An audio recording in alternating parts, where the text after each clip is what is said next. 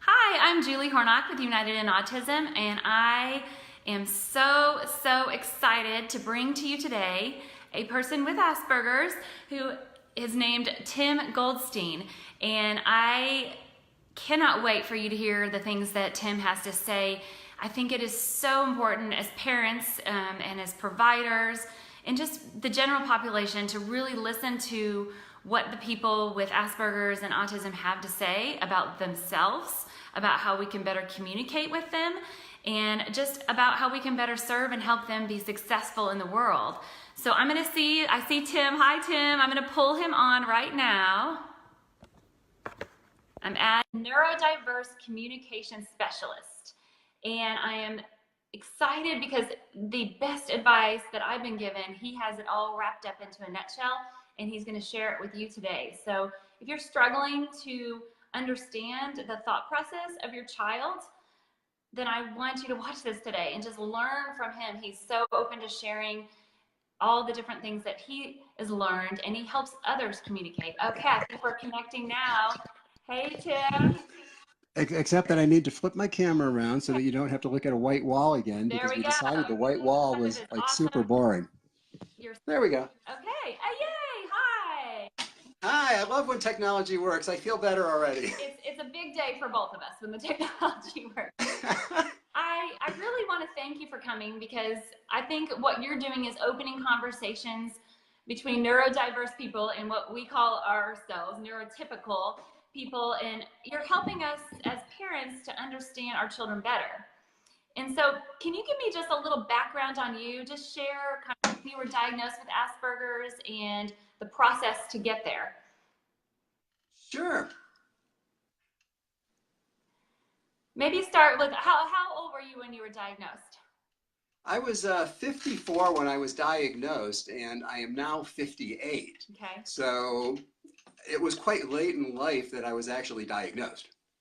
And so how growing up, did you kind of feel like you were different? Well, I definitely knew I was different. And I actually had visited my mother last year, end of the year. She lives in Florida. And I was asking, now that I knew this is the first time I had visited her since I had been diagnosed. And I started asking her about, some of the traits that they show up. And her answer was the only way you got through school was they decided they could never do anything with you and they left you alone. Oh. So so yes, I knew I was different. I Mhm. didn't know why, I didn't know how, but I definitely recognized that I wasn't walking at the same beat everybody else was. Right, that makes sense. So share with me what school, when you were younger, what did school look like for you? What difficulties did you have in school?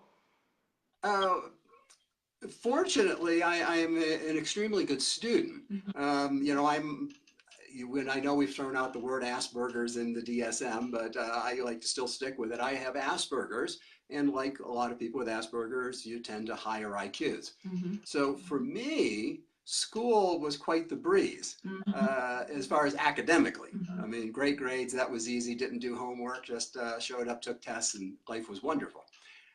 It was everything else in school that was horrible. Fights, I mean, I was frequently got into fights. I'd get bullied, and then I'd finally lose it, snap, and I'd fight back. And I got to be on a first name basis with my elementary school principal because I lived in his office for lunch. Oh my goodness. So all the way through, I mean, it was constantly things like that, or getting caught doing uh, what us on the Asperger spectrum would say is a really funny joke, and the rest of the world just doesn't quite get what was so funny. Uh, like when the teacher walked into the bathroom and, we had kind of shimmied up between the wall and were writing on the ceiling. They didn't think it was funny. We thought it was a riot. You thought that was hilarious. Yeah, it was great. It was funny as heck. Oh, that's funny. So, as far as friendships, did you have friends growing up?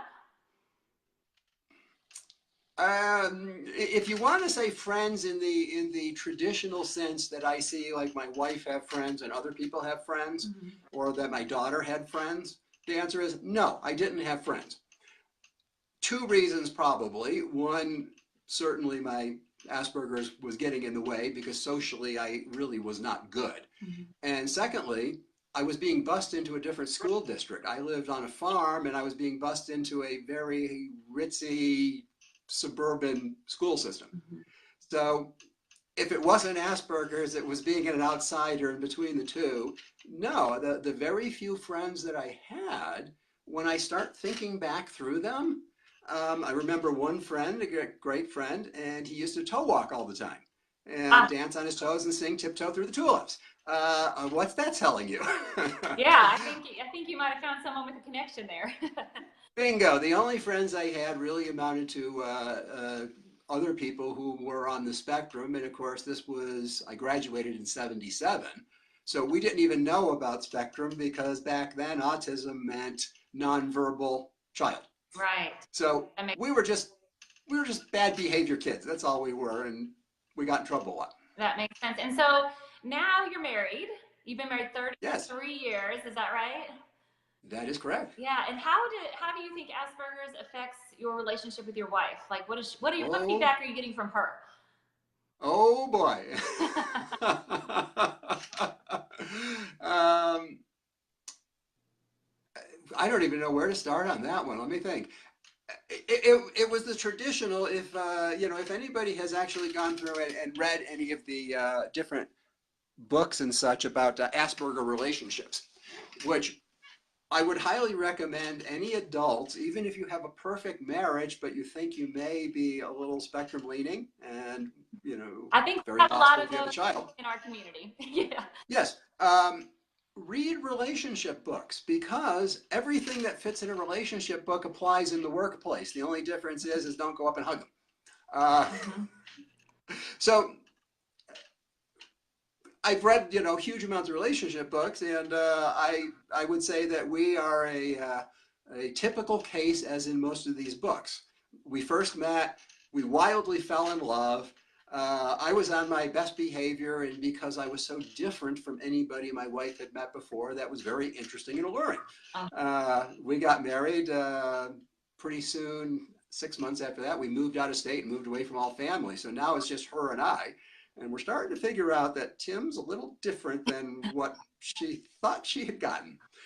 And it continued on, and I would say, like most Asperger marriages, it had finally gotten to the point of, um, well, just before I had gotten my diagnosis, we had been attending a marriage counselor, and she said, "This is the first time I've ever said this. You two need to get divorced."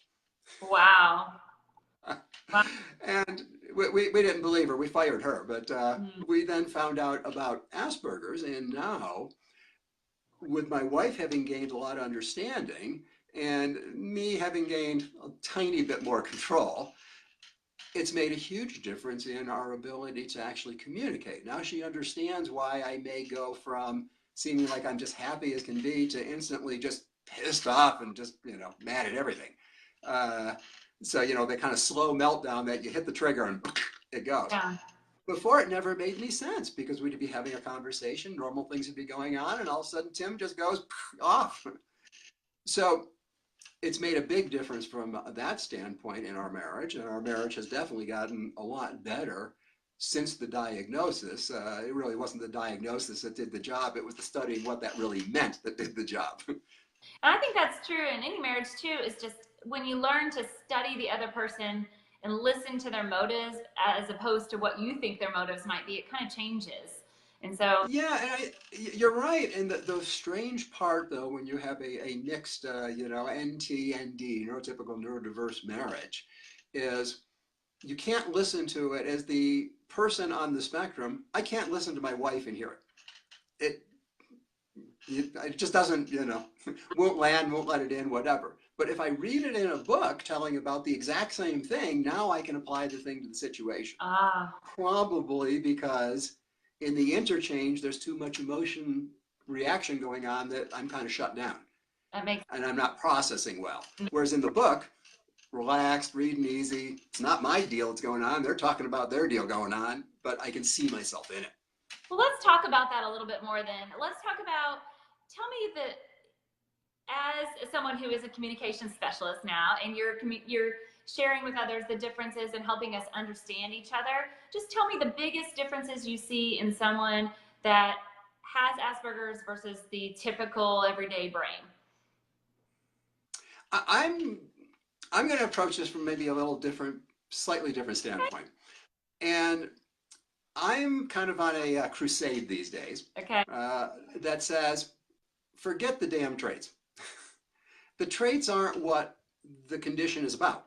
Right. Yes, we display these traits, but the traits aren't the condition. Mm-hmm. The condition is really what's going on in processing inside here.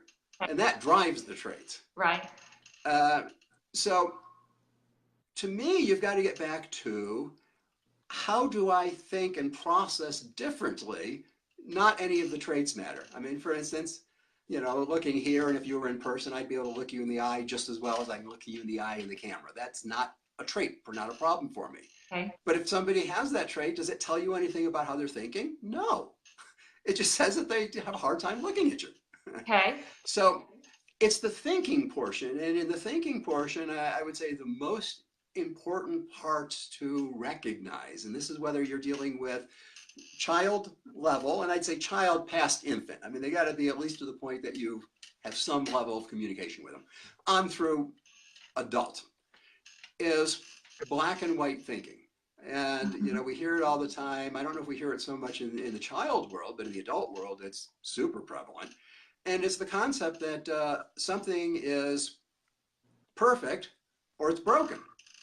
There's no, it's 90% good and I can get away with it. It's because as soon as you move away from perfect, there's only one other choice, broken, which makes us a little bit limited. You know, I work also in the IT industry. Mm-hmm. And in the IT industry, an example of where you would see that with an adult, and you would see the same thing in a child, put them into a similar situation, is developer goes and develops the whatever program, perfect, they love it, they think they got everything that it was supposed to be. It goes off and they come back and say, can you make this one change to it? And the developer goes ballistic. Why does he go ballistic? Well, he just built perfect. You just told him change it. What's change it mean? There's only one other state you can go to. So broken. that makes sense to me the way you're explaining it, because is that why you or a person with Asperger's can go from being completely thrilled and happy to melting down the next second because it like their world has changed and gone over? Kind of, but I'd say there's a couple other contributing factors there that I put in. One is, and I don't know who I heard, I read this somewhere, and their comment was, you take most people who have Asperger's and they tend to be, you know, pretty bright people. So the brains already work pretty fast. And if their brains work that fast, why don't you think they'd switch emotions just as fast? Oh. It's kind of just one thing is just think about it, how fast their brains already are working. Yes. So that, you know, so that's one piece of it. The other piece is really coming down to meltdowns. And I personally believe that there's two totally different types of meltdowns. Okay. The end result is identical. The difference is how you get there. Okay. And the one type of meltdown that I think everybody understands when you're a child or adult does it is the immediate meltdown. For me, we're driving somewhere out of town. I'm pulling a camper trailer behind me, so it's not easy to maneuver around. We're going through the city, and I miss the turn on the GPS. And I just lose it then. I freak. Mm-hmm. And it's pretty easy to put together what the problem was. I just don't even know what to do. I'm in the middle of the city. It's not easy to put a 20-foot trailer and haul it around inside the city. You know, I lose it. The one people don't understand is the straw that broke the camel's back version. And that's probably the more common one, where you're dealing with things all day long, but you're dealing with them at a kind of a point where you don't even recognize it. You're just going, doing your thing, but they're accumulating in you. And finally, that person said whatever the thing was that happened to be a trigger, and you had so much loaded up already, all they did was break it loose. And those are the ones that probably cause the most challenge because you can't put cause and effect together. Right. Why did this little thing I did giving me this, you know, response versus the one where you see I made the wrong turn? There's obviously a reason why I just got upset. So if a parent is experiencing that second one, the straw that broke the camel's back, you know, that second one, that's just something little, would benefit them to then look at the overall stress level and try and decrease that, right? Yes, I like to say that, and again, you do a lot of work with the adult, autism at work arena, but it applies down. I like to say, though, to managers, the number one thing you have to manage with your spectrum employees is their anxiety. That is your number one thing to manage. Mm-hmm. Okay. And because if you don't have high anxiety levels, you don't start getting that building up, where you will get a blow up. So you're right.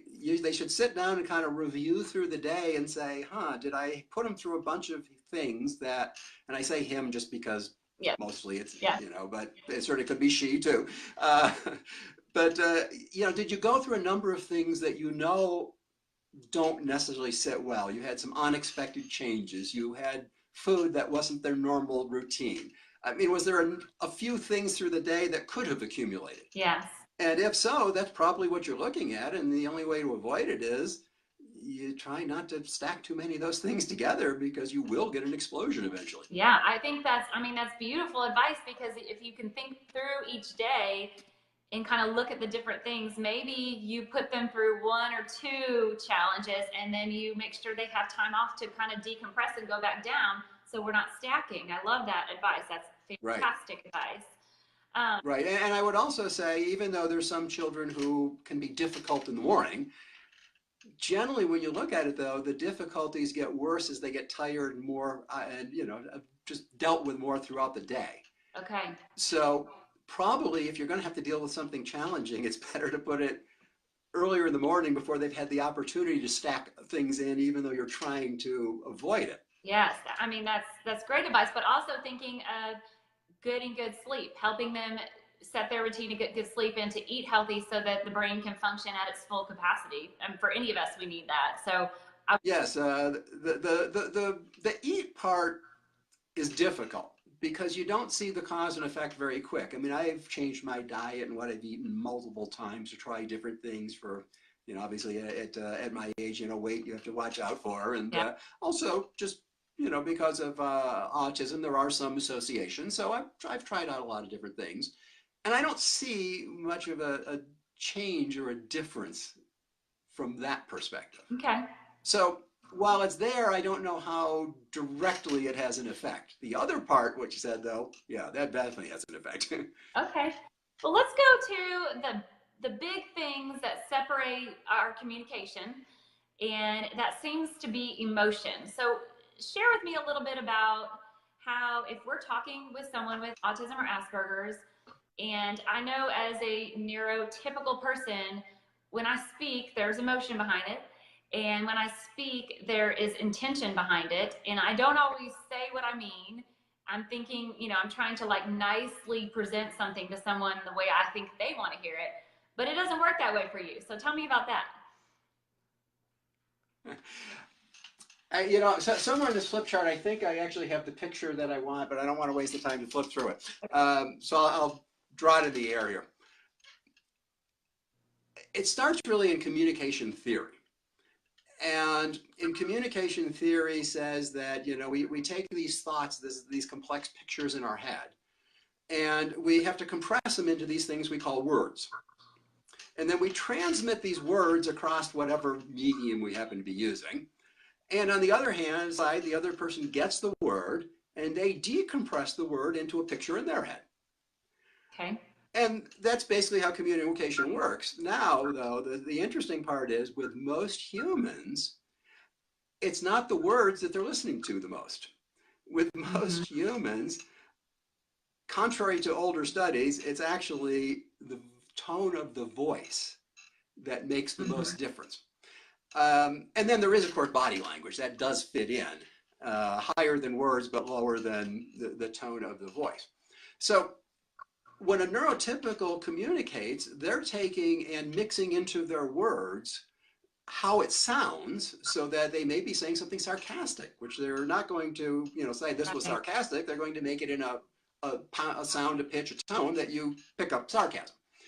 And on body language wise, they generally have relatively good control of their body language, so that they're communicating what they want you to get, because we can all fake body language. And but that's coming through. So you're getting three channels simultaneously. You're getting words, you're getting the general feel of emotional tone from the tone of voice, and you're getting, you know, obviously things from the body language. When that comes to me, though, it's almost as if, you know, so say you're over here speaking and your three pieces are coming across. There's a wall here. And when it hits this wall, the only thing that gets through are the words. The tone and your body language doesn't get to me. I get words coming to me. And I take those words and I basically go to the first dictionary definition. And whatever the first dictionary definition literally is what you're saying, as far as I'm concerned. Okay. Now, when you turn it around, it gets really interesting, because when I speak, I'm speaking with the words having 100% of the intended meaning of my conversation.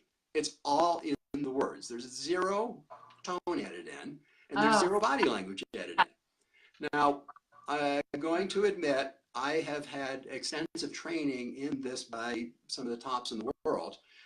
So now you're not seeing that. You're hearing tone in my voice. You're hearing emotion in my voice. You're seeing body movement and gesturing and such. That's all learned. It has nothing to do with the words I'm saying. I've just learned to put those things on top of it because that's what you expect to see. Because if I don't put those in, what you're going to get are the words, and then you're going to create for me what meaning I'm putting in my tone and what my body language is saying, even though to me, I have no control and have no clue what they're saying to you. I mean, that makes so much sense. I can see that in dealing with my own daughter, and just the fact that if we're dealing with someone, a person with autism that has not yet learned to add in those other two filters, the language and then the tone, then we need to just take exactly what they say and stop adding stuff to it. There's no other intention. There's no other emotion. There's no manipulative nature. It's just take it exactly as it is. And I think for a parent, that is seriously gold, because that helps us understand our children so much. And I know even from my daughter, she'll say things and she says everything very matter of fact. And she'll say, you know, well, the volleyball team has lost all their games. And everyone's like, oh, that's so mean. And she's like, the volleyball team lost all their games. Like, that's all she's trying to say. And it's not mean, and she isn't judging, and she right. It's a pure fact. I mean, there's absolutely no emotion wrapped around that. And there's no consideration that somebody else may take that as being a negative thing, because all you're stating is a pure fact. They lost all their games. We're not saying they're bad. We're not saying they're horrible people. We're not saying anything other than, geez, they may need a new coach.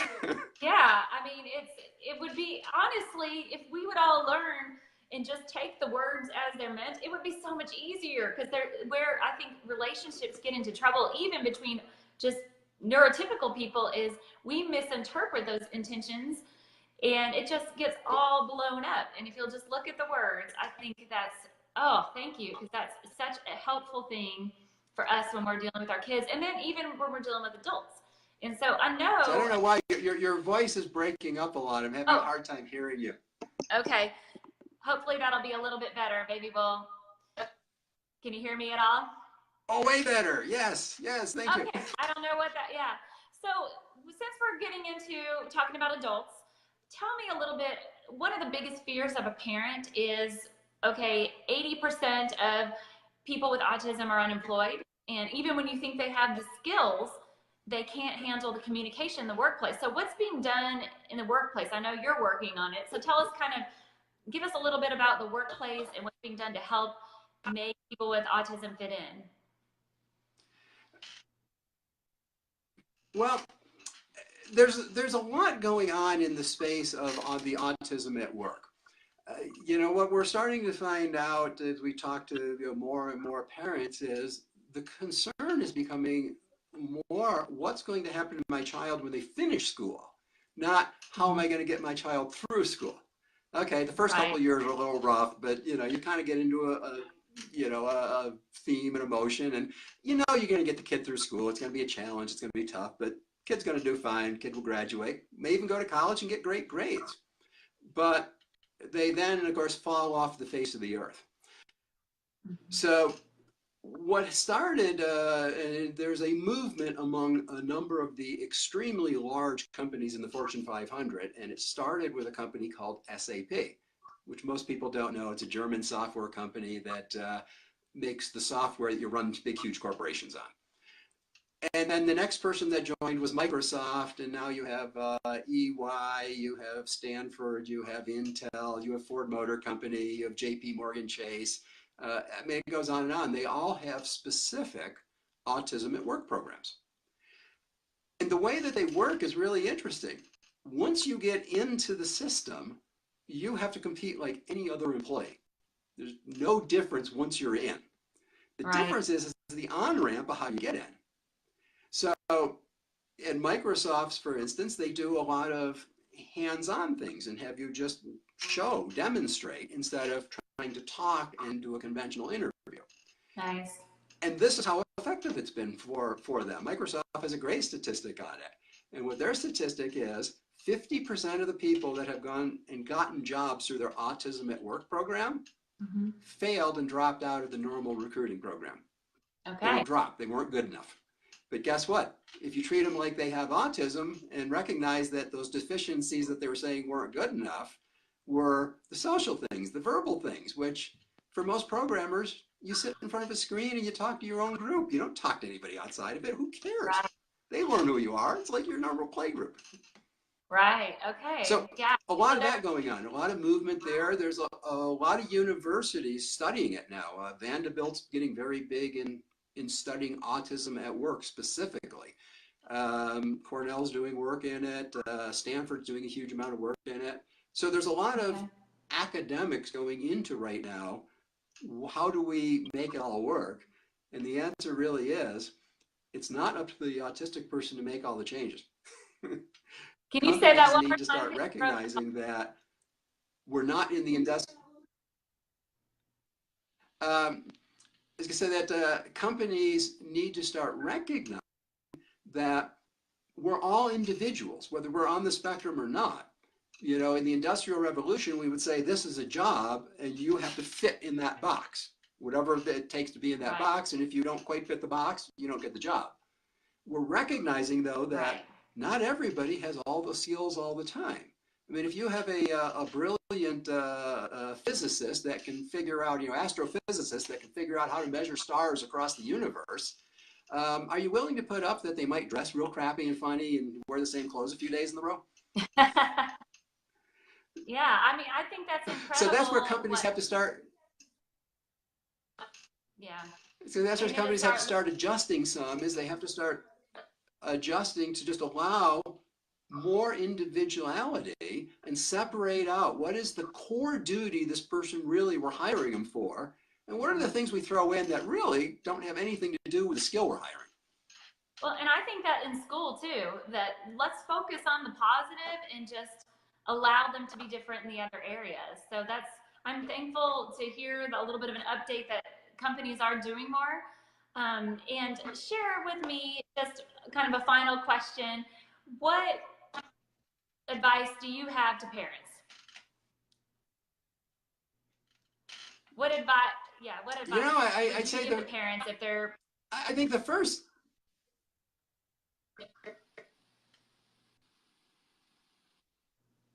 I think the first thing that I would say to parents is, don't try and turn your child into a neurotypical. They're not, they never will be, and you'll make them miserable.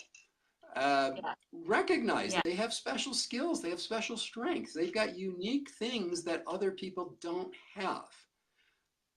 Those are the things to value and honor. I mean, if they have a special interest, I mean, if it's a musical instrument, if it's electronics, if it's video games, it doesn't matter. Whatever the special interest is, as long as it's safe, I mean, if it's, seeing how close you can walk to the edge of high buildings, I would stop it. But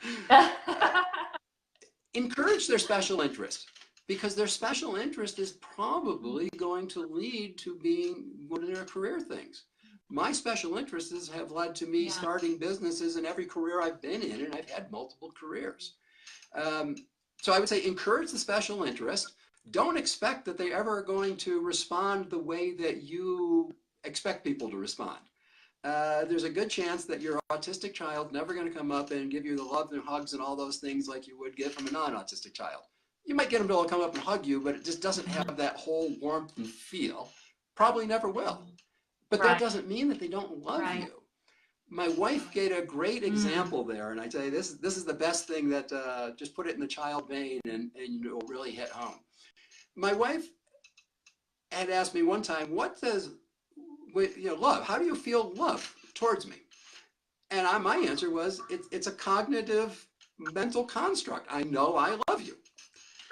And to her, though, when you say love and think of love, it's a feeling of fluffy clouds and sunshine, and that's not in my world. You're not going to get the fluffy clouds and sunshine coming towards you. What you're going to get is me saying, "Yes, I love you. I'll do whatever you want because I love you." And that's the other thing, is recognize that in the autism spectrum, most of us demonstrate our love, child or adult, by doing things for you. So if you suddenly see your kid, is actually does things like, that's showing love to them. But to my wife for 29 years, she didn't understand that all those things I did that was like, you don't have to go to the store, it's late, and I'd go anyways. That was my way of showing her love. But she didn't understand that. And that was part of why we had marriage problems. Because she didn't feel like she was getting love, because it wasn't coming across the way she was expecting it to. And now she understands, when I go and do those things, that means I'm doing it because I love you, not because I want to go to the store. You sharing that is so incredibly helpful, because as parents, as moms and dads, our biggest concern is, does he love me back? Does she love me back? And now they're giving them things to look for. When you see your child bringing you something, or when you see your child coming home and doing this for you or that for you, or even just saying something to you, that is enough. That's them sharing in their way. And I think you're going to save a lot of parents from heartache just by hearing that. They need to know it. So thank you. That's beautiful, beautiful Right. advice. So I know that you speak and you help the world understand people with autism. How do we get in touch? How does someone get in touch with you? The easiest way to get in touch with me is if you just remember my name, just go to TimGoldstein.com. Or if you want to email me, it's just tim@timgoldstein.com. Website's probably just easier to find, because you can always just type Tim Goldstein in Google and it's number 1 or number 2. And go to the contact page and just reach out to me. It only comes to me. Nobody else sees it. It's private. I'll be the only person that sees whatever you say. Yeah. And feel free, reach out. I love Well, I love talking to parents, and if I can help, I'm always glad to help. Okay, well, I will go ahead and put all of your information in the comments below so they can contact you. I hope that some parent groups will see this and have you come out to speak, because I think it's been eye-opening and super, super helpful. And I want you to know, I think you're brilliant, and I appreciate your time so, so much. And, on a scale of like perfect to everything's wrong, you're perfect. So you just know that. So I want to thank you again for coming. And do you have anything left? I want to stick one thing in real fast. And I mentioned that I've done a huge amount of training in speaking and those kinds of things. Because when you're saying, coming across perfect, this is a big piece of it. And it's actually a project I'm working on right now. I went and learned how to speak from a gentleman named Roger Love. And if anybody wants to learn about him, just type in Roger Love, just like it sounds. And you'll find out this is one of the most incredible men in the world. And he comes from a background of teaching singers, and then he started teaching speakers. And he has a system that he calls vocal profiles, where he breaks voice down into 5 components, and then he gives you the mix to sound different ways. So during this whole thing, while I sounded excited, I sounded all different things. That is actually rote. I've learned that by rote of happy is, let's see, that's about a 6 on the pitch scale, and that's about a 7 on the pace scale, and that's a lot of melody in the voice.